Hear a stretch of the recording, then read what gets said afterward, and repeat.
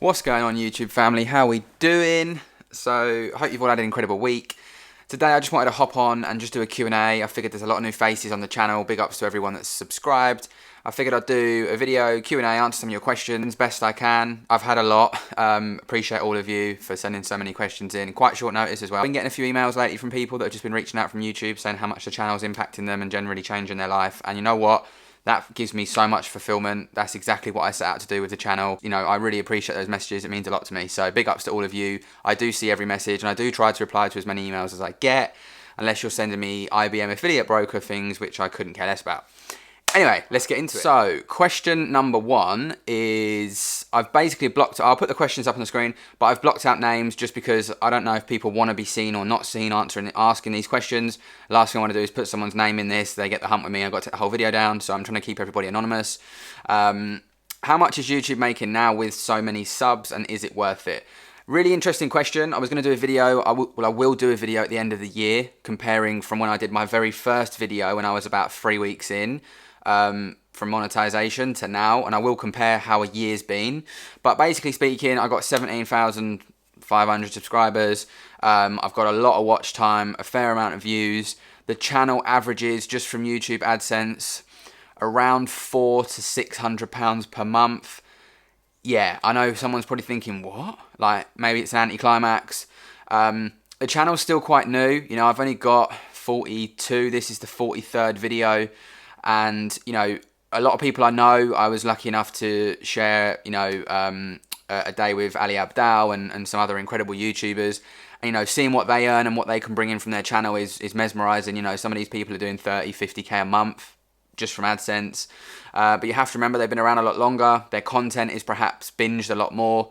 Their niche is slightly different. And, yeah, I know what could work on here. I could just put loads of trade stuff on and it may get more views and whatnot. But I wanted to pivot away from that sort of stuff and also talk more about like realistic life of trading and investing and self-development and growth and things that I didn't have when I was trying to get in the industry and that I wish I had. You know, I'm going to start doing some more vlogs. I had a great response on last week's vlog. But yeah, at the moment, around £400-600. I've been offered some crazy sponsorships, which, you know, I'm not going to lie, some of them have been tempting, 10, 15, 20k sponsorships, but they're things that don't align with my values, and I want to remain to my core and not sell myself out for money. So a lot of these brands that do reach out, you know, I don't think they have my values at best interest. They're probably sending a generic email to many people and they're just waiting for that person to go, yeah, I'll do it. I've had so many rated with crypto and different affiliations where I could have made mega wedge, but I'm not about that, you know. So for me, I'm happy with how the channel is growing. When I look back to not even a year ago when I started this, it was about, I think, 9 months I'm into this. I probably never expected I'd be where I'm at. You know, yes, £400-600 may not be a lot, but it's still an extra buffer. It's still extra money. I can take the kids out, you know, and we can go and do something. And I only believe that will continue to grow. There are months where it starts to peak higher into the 700, 800, 900s, but then it quite easily can drop off. You know, YouTube's based on like watch time and views. The way it works is you get... they pay you a fee per minute of watch time. So like I think it's like every 1,000 views, you get like, I think I get like £7 or something. But yeah, so it's not something that I would say, go and do it now. It's going to make you rich now. But what I would say is if you've got a passion for it, if you like creating content, if you like helping people, if you just want a creative outlet, it's been incredible for me and I would definitely recommend it. Okay, question number 2 is, as a father, how do you balance ambitions, work, trading and family life? Any lessons learned? Great question. It's very difficult in the early stages because naturally when you're learning something like this or you're pursuing a business or you're being an entrepreneur, right, it can be very lonely and not many people can get it. You know, I'm very grateful that my missus has been on the journey with me and she's always been there supporting me. She gets what I do and, you know, she's fine with that. But at the same time, I've had to put specific time windows in place where I'm like, this is family time. This is time to be with the kids. This is time to ensure that I'm, you know, going to the sports day. I'm going to the school play. I'm if they're off for a day, I'm going out with them for the day. It's something I've really been working on this year because I perhaps fell into this, I'm working, you know, and I'll never forget my youngest coming up to me one day. She was off school and she, you know, she tapped me. I was at my standing desk, so she sort of tapped my leg and she said, Daddy, can we play LOL dolls? And I was like, no, Daddy's busy, I'm working.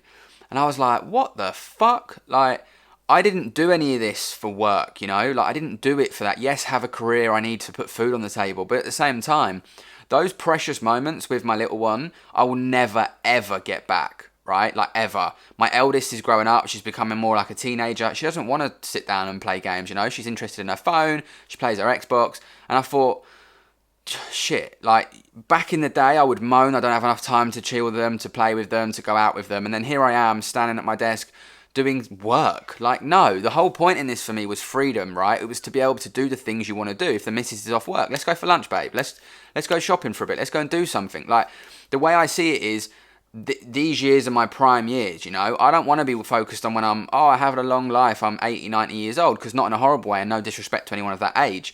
But being that age, you aren't doing the things that you're doing now, right? A lot of people at that age need real help. People have to depend on them. And I don't want to look back and be like, damn, I earned all this money, but it took up the 20, 30 years of my prime life to get it. And now I'm like, well, the kids have moved out, they're doing their thing, I'm on my own with the missus, and I'm like, was it worth it? So for me, it's ensuring you have balance. You really have to put systems in place to balance things. It's why I trade one session. It's why I trade one pair. It's why I trade a specific window of that. I try and get my stuff done in the morning, and then I'm like, right, we can go and do this, we can go and do that, or I can attend this, or I can attend that. It's something I've been really working on because I realised myself that I was perhaps giving too much time. I was always under this impression of, you've got to fucking work hard non-stop and it'll get there. And although that can be true, you definitely have to work hard. You also have to find time to have you time, to have balance. If you want to just sit down and fucking put a film on, if you want to go out with the kids, if you want to go and meet your friend, if you want to catch up with someone, you need to be able to do that for our own mental health. Because otherwise, if your mental health goes, it doesn't matter how much work you're putting in, you're going to deteriorate. And look, you know, it's like they say, your mental health is like your physical health. You can get in the best shape of your life, but then if you start eating shit and stop working out, you're going to deteriorate. It's the same with your mental health. It can be great at one point. You can stop working on it because you're inundated with work and stresses and missing events, and then you're going to plummet into this point of anxiety or depression or low mood state, and it's going to affect you overall in your overall performance. So balance has been a massive thing for me there. So that would be my recommendations on that. And just enjoy life. We don't know how long we've got. There's so much crazy stuff going on in the world. You know, if someone said to you tomorrow, right, dude, it's your last day, could you sit there and go, I've done everything I wanted to do. Like, I'm happy. You know, I know there's certain things we can't just go and do, but there's many things we can do that we don't always need a physical asset of money to do. Spending time with the kids and seeing them just smiling and playing and having a laugh, that's priceless. Question number 3, no question, just massive thank you for openness and transparency of everything. The reason I'm sharing this is because I just wanted to say thank you. I know a lot of these get lost and people perhaps think I ignore them. I don't ignore them. The reason I perhaps sometimes don't respond to them is because I don't want to... It's very easy when someone's, you know, bigging you up as an ego way for you to be like, yes, I'm feeling wholesome, I'm feeling great because that person said I'm great. And then someone can come and shoot you down and say you're a dickhead, and you're going to be like, oh my God, I'm a dickhead. He thinks I'm a dickhead. Oh shit, life's over. And the ego is quite a dangerous thing. So I try to detach myself from the good and the bad. It's something I'm really working on in just all aspects of life, trading, everything. Detach from the outcome. So I just want to say massive big ups to everyone that supports, all the love. I do see it. That's why I wanted to share that, because I don't want you to think I'm ignoring it or anything. But yeah, big ups, big love to everyone. Makes a high or low week. I'm guessing this is trading related. Simply put, if a high or low fails to create, i.e. it fails to create new structure, it's weak. So likelihood is it's going to get run, and a strong high or low usually will take liquidity and it will create something, because if it's taken out liquidity, that fast aggressive reaction, and then it's created new structure, you can expect that that's a point of interest for us to play off at a later date, and vice versa. If it's weak, if it's attempted to take out a high or low and it's failed, the chances are that's going to get run and induced, and then we're going to see the real move happen after. Very good way to point out your POI selection, where you're trading from, and a good way to structure targets, because if you think something's weak because it hasn't followed that sequence, you can go, right, I'm going to target that, or I'm not going to trade from that. Sorry, when do you think a trader should go for funding? Look, it's like anything in life, right? Never a perfect time for anything. You know, you can plan meticulously as much as you want. There will never be a perfect time where all the fucking stars align and you're like, right, this was the time. There's always going to be something come up in life that you're going to be like, oh, if only I waited, or oh my God, I'm not ready yet. Look, if you're able to make 10% a month consistently, and you've done it 3-4 months in a row on live account, like your personal, perhaps a small personal, And I would say if you can pass 3 to 5 FTMO trials with your plan, not with just some, oh, I put on a trade and I think it worked, don't know if that's my plan, but fuck it, it worked. Actual specific rules, criteria, checklist, entry criteria, exit criteria, risk management, like all that shit. If you can get all that nailed, take it to trials, smash the granny out of them, there's no reason why you can't go for funding.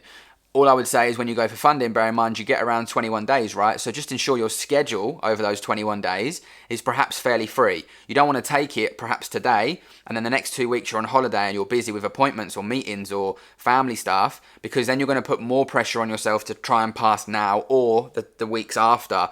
And look, I believe you should use all the time it takes. You know, you shouldn't be rushing. You shouldn't be going, oh my God, I need to pass now. I'm currently in one myself. And look, you know, it's been going really well. I closed a couple of trades early. I didn't want to also pass in one trade. I wanted to kind of see how I got on. I haven't taken a trade since for a week. The days are ticking down, but I'm like, look, you know, it's when the trade comes, the trade comes. You know, I'm trying to stick to that plan. And I think challenges make us come out of our plan. They make us do dumb shit. They make us take risks because you have a time window ticking down, right? If you're in profit, it don't fucking matter. You're going to get a retry anyway. Why not all strategies works for funding? It is because of psychology or funding rules.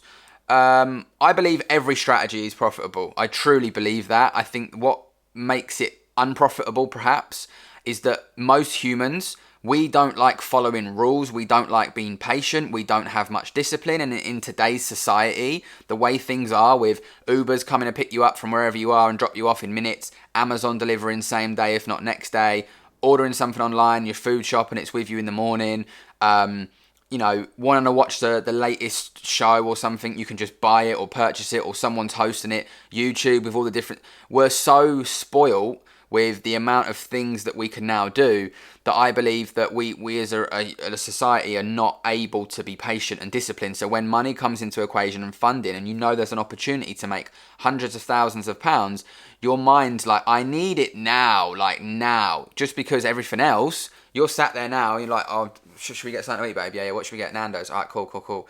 Yeah, cool, right, order, yeah, sweet. 10 minutes later, you're like, where the fuck's this driver at, man? Bro, back in the day, I tell you what, it was ring the fucking phone number, look at a menu, and you would say the numbers. Yeah, can I have a 23, please? A 56, yeah, 79. Okay, how long would that be? An hour and a half. Okay, cool. And then you'd walk or drive to the place to pick it up. That was how it went down, right? If you ordered something back in the day, it might take a fucking week to turn up.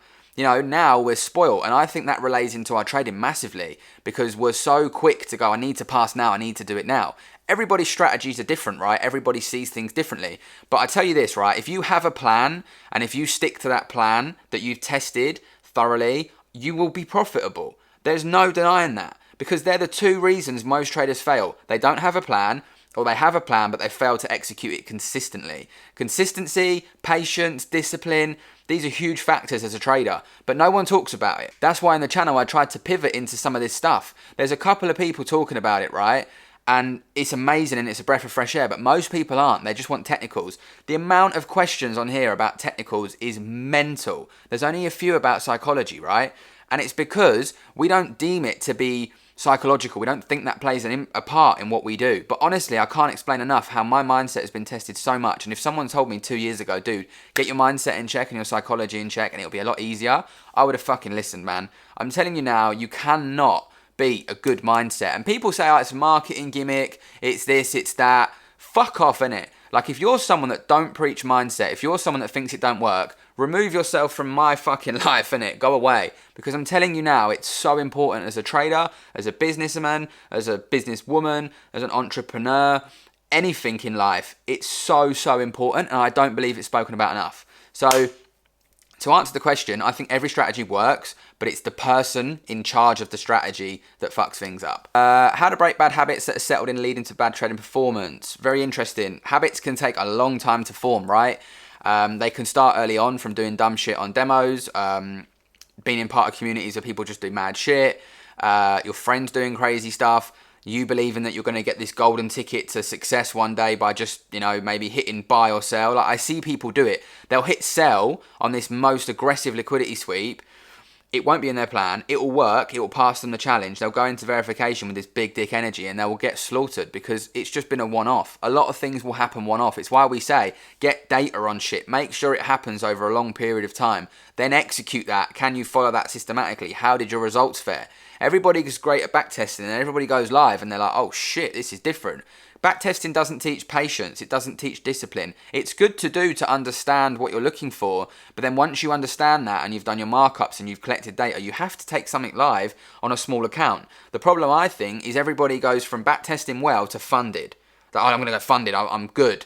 No, you're skipping a major part where you need to stress test this strategy on live money to see how you pay attention. Because on backtesting, you can just fucking click, boom, boom, boom, move that next day. I wouldn't have put the stop loss down, I'd put it here, TP wouldn't have been there, it'd have been there. You cheat, and I know you fucking cheat. I've done it. Go live, and all of a sudden you're like, oh, fucking hell, bruv, this is, it's a bit harder. But that's how you learn, and that's how you progress. Then go for funding, and you will fucking bang, smash it out the park. But you have got to put the work in beforehand. I said it on a recent podcast, right? Everybody's so quick to take somebody else's plan. I could post my new trade plan that I've spent fucking hours working on, even though a lot of it is from what I had going on last year, right?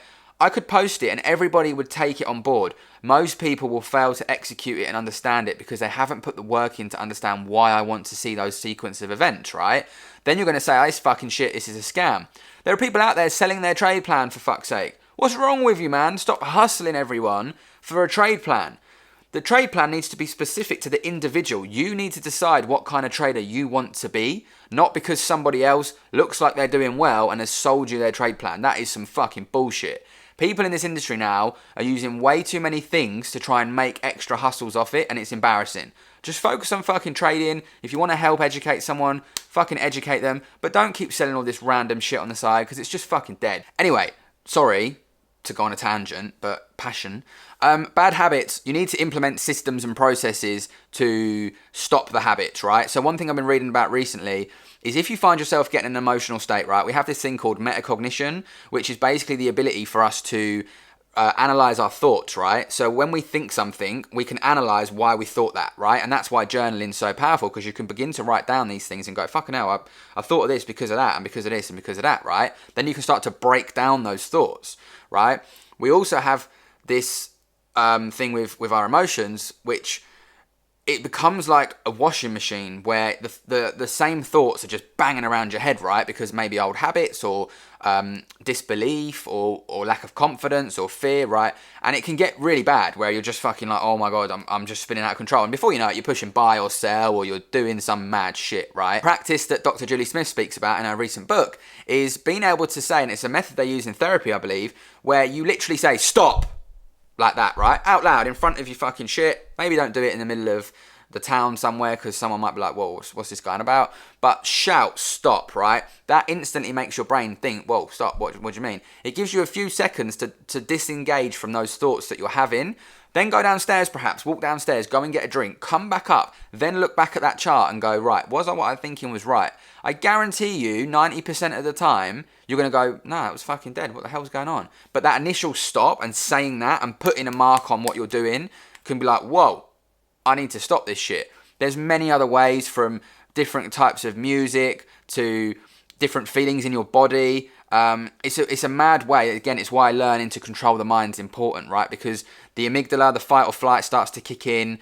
I don't want to listen to my plan. I'm a bad man. I want to, fucking rebel. All these different traits that you've perhaps created in your journey will start to test and creep in. And it's why you've got to have systems in place. I've started to identify recently that when I get sweaty palms when I'm trading or anything in life, it's a sign of anxious. I'm getting a bit anxious, getting a bit emotional. So the minute I feel that, like I have a little bit of it now, right? I can't walk away now. But normally I would walk away from my screen or I will write down why I'm feeling like this. So what's causing this? So now it could be, I'm talking at quite a fast pace. I'm watching the time and I don't want this to be a long video. I'm trying to answer everyone's questions in the best way I can, and I'm trying to remember so much information on different topics. I don't want to mess up on camera, so maybe I'm feeling a little bit anxious, right? So I can write that down. And then from that I can go, Okay, so why are you feeling like that? What can we do to change that, right? Maybe I can prepare better. Maybe I can do this. Maybe I can do that. It's the same in our trading, right? But you need to identify the bad habits to then find ways to change those habits. And habits take time to form. Like a habit I've created over the last 2 years is I will do 10,000 steps a day no matter what. And I'm talking even if I feel ill, I'll get them done. And if I've got 1,000 to go by the end of the day because I haven't done them, I'll walk up and down the fucking hallway. No joke. I will walk up and down the hallway until they're done. It's something I've created as a habit I have to do. Just like brushing your teeth, right? How many of you, and if you don't, you are dirty bastards, man. How many of you get up in the morning and straight away you're brushing your teeth without even fucking realising, and before you go to bed, I hope, you're doing the same thing. By the way, brushing before bed's most important, right? You're doing that. Naturally, it's an instinct, right? Because you've made it and formed it as a habit. So can you now form and make the new habits you want to make? And how do you go about that? It all comes from action, systems, process. I hope that helps. I know that was a very long-winded answer, but they're things that have helped me. I'm trying to get through the questions because I wanted to answer quite a few, but the time we're ripping, man. What was the tipping point for you psychologically? Interesting. I would say having a growth mindset. Always willing to learn more about myself. So not so much about perhaps trying to always refine stuff, but in my actual life, learning from people that have been there and done it and have paved the way for us, learning about how the brain functions, learning about our emotions, our neurological pathways, learning about, just like us as humans and why we react the way we react, and learning from different books and doctors and therapists and podcasts. And the internet has got such a vast variety of content for us at our fingertips now that it didn't have before. Back in the day, it'd be like, I mean, we all remember fucking Windows 94, mate, trying to get that thing up, and you'd be plugged into the wall and it'd go, probably just me, but that was my interpretation of the fucking thing buffering and that. And then you'd like search for something, you'd be waiting 20 minutes. Now you click the button, if it ain't loaded Google in 2 seconds, you're like, fucking shit, it's dead. Right? But we have all this information, right? Use it. I think realizing how important the mindset is, catching traits that I'm like, oh my God, I've been doing this for ages. This is something important.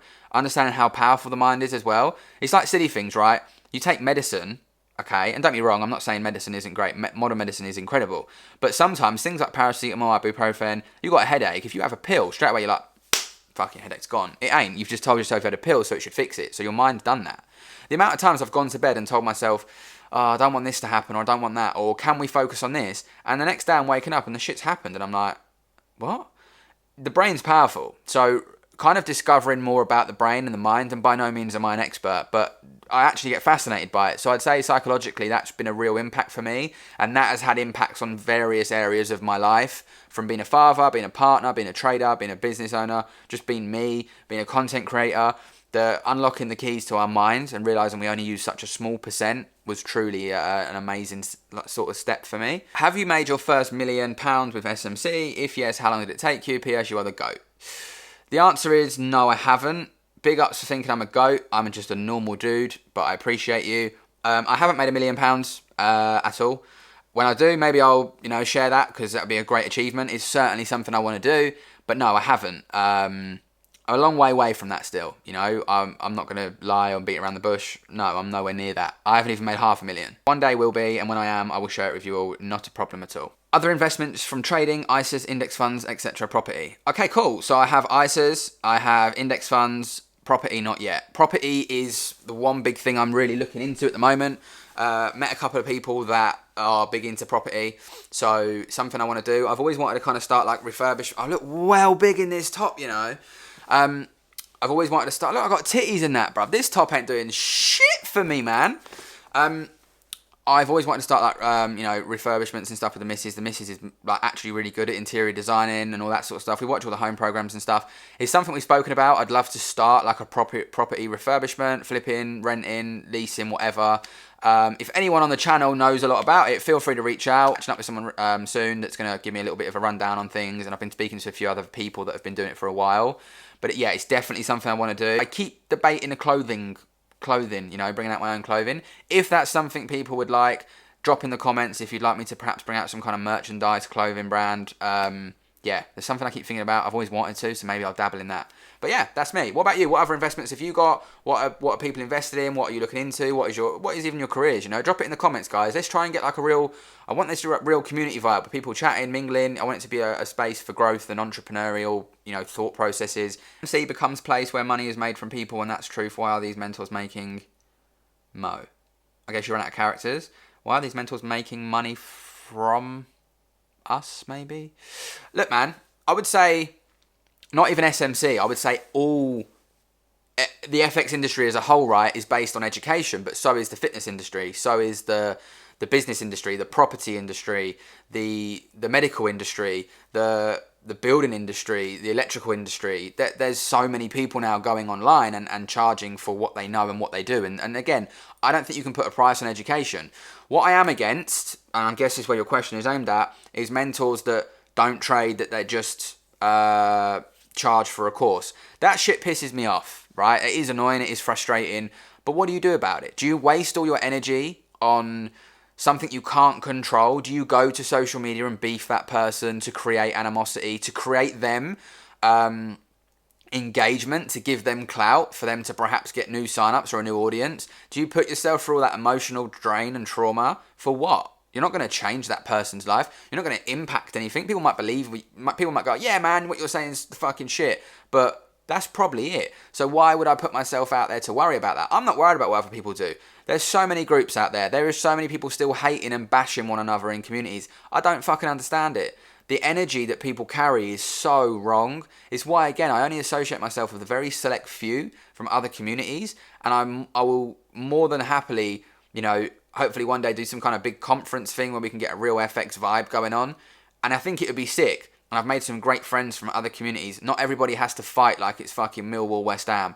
It can just be a place of engagement, of growth, of opportunity. Unfortunately, people with smaller followings, people that need more money, people that, got to pay their bills, their way for them to do that is to go clout chasing, attack someone, and then that person retaliate, and that gets them more subscribers, or that gets them more people sign up to their shit, and before you know it, you've just basically provided them a new audience. So for me, shit like that, I wouldn't even worry about it, man. Like, does it affect you, All I would say is find an educator that actually helps benefit you. It doesn't matter where you go. If the education's good, if it helps you on your journey, then you're fucking laughing. For me, I think the biggest problem is everybody's so quick to hop. I've seen it so recently. People see a new thing and they run to it, like fucking sprint like Usain Bolt to it, and then it won't work. And then they're going to sprint somewhere else. And these are the people, unfortunately, that in years to come are going to say trading's not for me or trading's a scam. And they're going to be doing something else with their life. Just focus for a good 6 months to a year on one way of trading, and you will be profitable if you control this. And you're learning from someone that generally knows their shit. Yeah, there are people out there that don't know their shit, but they still fucking make money.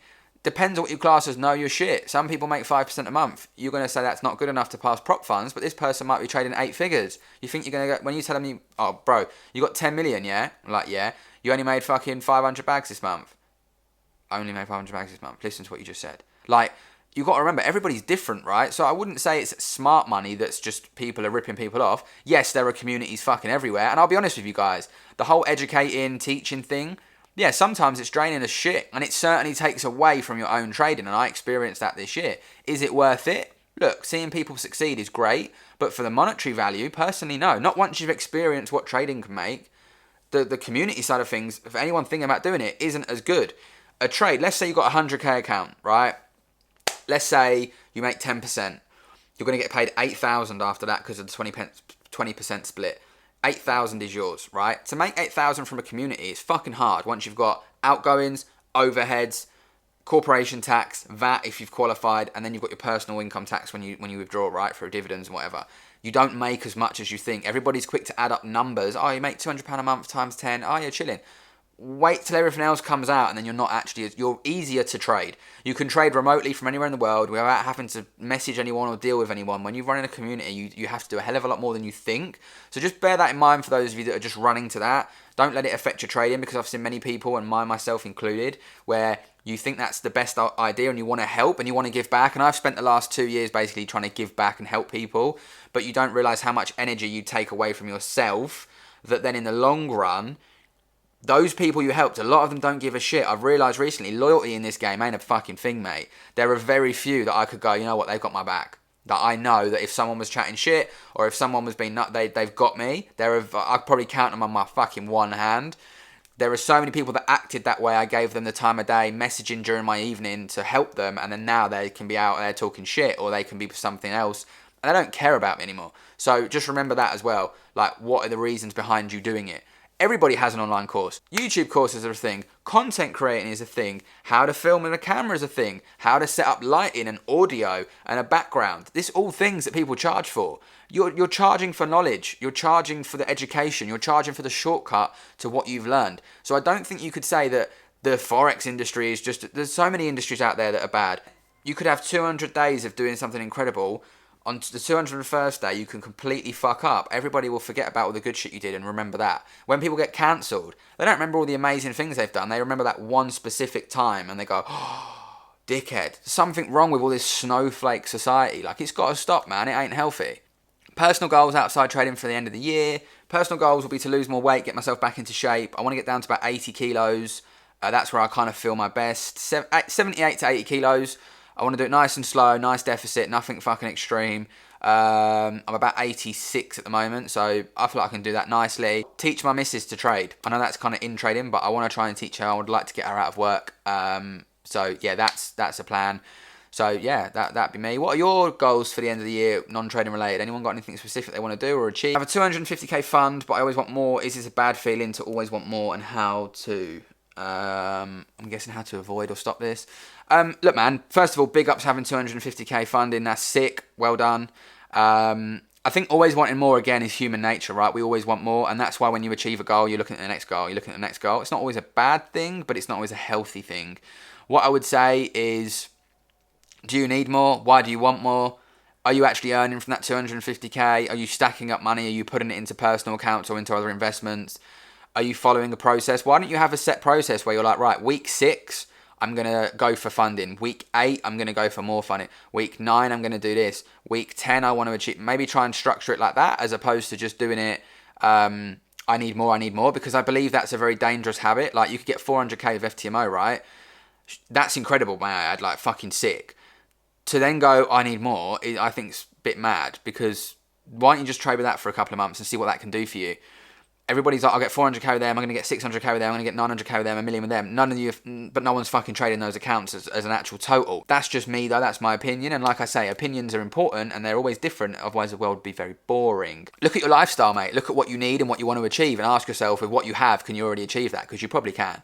I put a thing up the other day, how many people watching this video could, drop it in the comments again, 6 figures a year, 100k plus, could you live a nice life?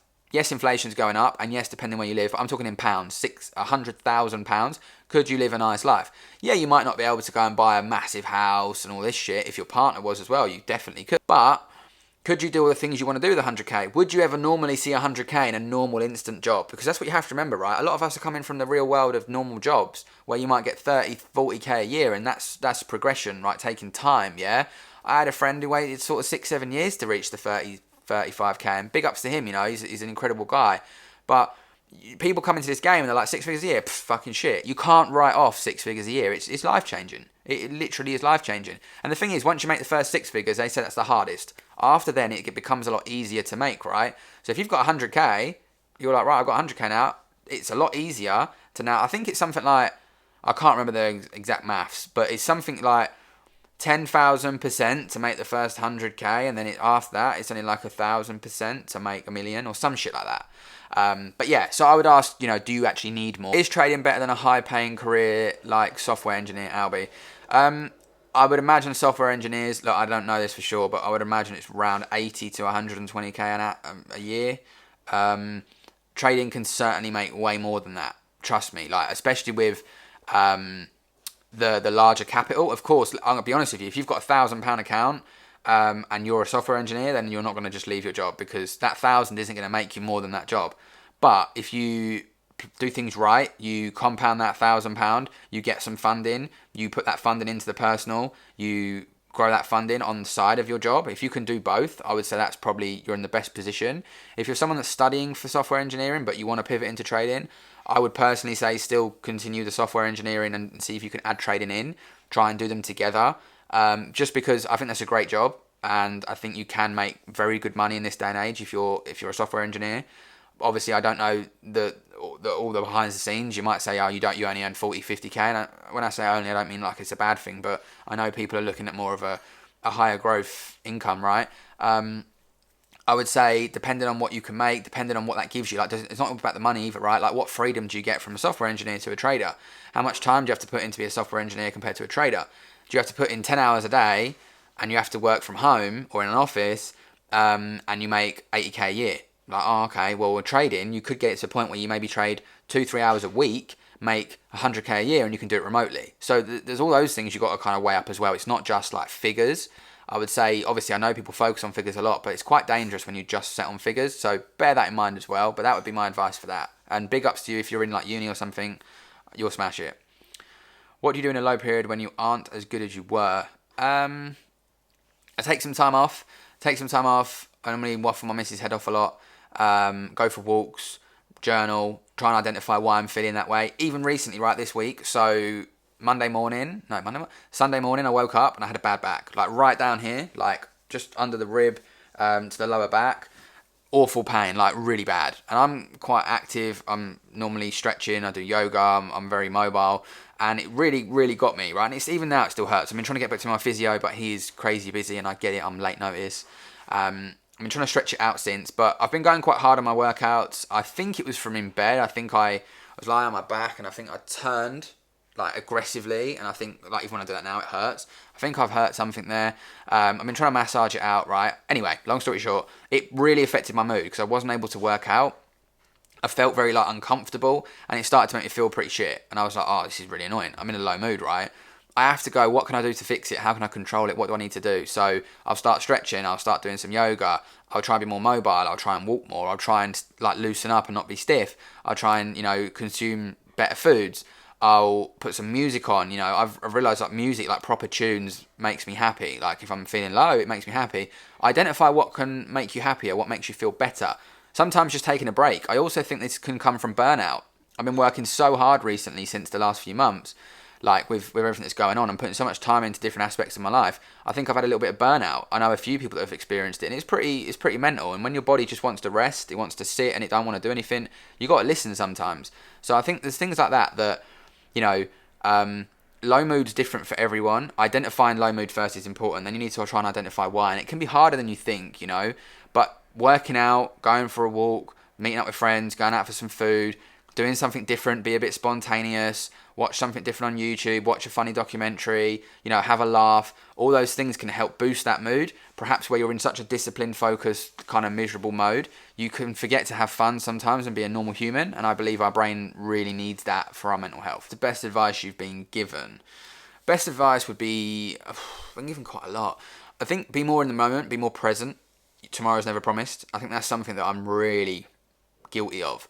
I'm so quick to plan, if I do this for this long, then in this time I'm going to have this, and then if we do that, we're going to have that, and I'm not thinking like, dude, today's a blessing. You got up, you got out of bed, your feet touched the floor, you walked to wherever you wanted to go, you had food straight away, you had water on tap, you have hot water, you have cold water, you have a toilet that flushes, you have Wi-Fi, you have internet, your kids have got food for school, you've got a car to take them to school, you've got a roof over your head, all these different things. Practicing gratitude really made me realise, like, damn, actually, I've got it good, and I need to be more present and aware, as opposed to what's next, what's to come, because it's so easy. How many of you, right, have got ill, you get a cold, right? It's like me recently, my back, you get a cold, you're like, oh, just wish I could go back to how I felt, I'm never going to take being ill, healthy again for granted. You get healthy again, fucking, this life's annoying, man, like, nothing's going good at the moment. You get ill again, I just want to go back to how I was, it was so good, right? We've all been there, yeah, we all do it. It's very easy as a human to not be grateful, but I guarantee you now, if you sat there in front of this camera and you wrote down 3 things you're grateful for, you'd have so many different things. I do it every day. Sometimes it's just I'm grateful for coffee. Sometimes I'm grateful for having this setup. Sometimes, before I was filming on my iPhone, I'm lucky to have an iPhone. Wi-Fi, I can connect with people all around the world. Like, there's so many things that I think that advice of being present and practicing gratitude for me truly changed my perspective on things. And look, I still have days where it's harder to combat that and I have to really dig deep. But overall, that was a really important piece of advice that I would like to give to people. I know people can say, oh yeah, whatever, mate, boring. But truly, that really helped me. But yeah, it's been fun, guys. This went on for a lot longer than I thought it would go on for. I'll try and trim some of it down so it's not that long. But at the same time, I think there's a lot of value in here. There's a lot of there's a lot to be taken from this video. So by all means, if you watch to the end, big ups to everyone here. If I didn't get to your question, apologies. Maybe I'll do another one of these, maybe in like next quarter or something, because I know there's more and more people joining the channel now. So it'd be good to, try and answer some of your questions. I do get inundated with a fair few, so I don't want to promise to answer them all because I would be here for 5 hours and the chances of you all watching that are very slim. So yeah, I hope you've all had an incredible week. I hope you had a great first week of Q3. And yeah, let's get it, guys. Peace and love.